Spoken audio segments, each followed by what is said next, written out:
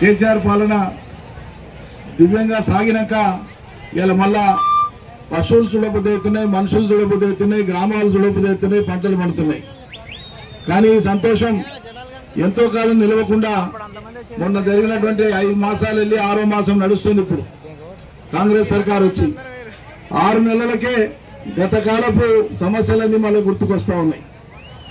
9 ఏళ్లు 1 ఎకరా ఎండిపోయినటువంటి తెలంగాణలో ఈ యాసంగి సీజన్లో మన ప్రాంతంలోనే వేలాది ఎకరాల పంట నష్టపోయింది. నీళ్ళు అందక సమయానికి పట్టించుకునేటోళ్ళు లేడు, వాళ్ళకి నీళ్ళని వదిలేటోళ్ళు లేడు, అజమాయిషి చేసేటోళ్ళు లేడు, ఎవరికి ఏం పట్టదు.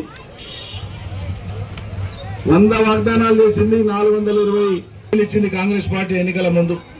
1 కాదు 2 కాదు చెప్పి చేసాం కదా. 2 సార్లు కాంగ్రెస్ కు పోయినా, కేసీఆర్ కు 2 సార్లు చేసాం కదా, చూద్దాం ఇది ఒకసారి అని చెప్పి ప్రజలు కాంగ్రెస్ నమ్ముకొని ఓటేస్తే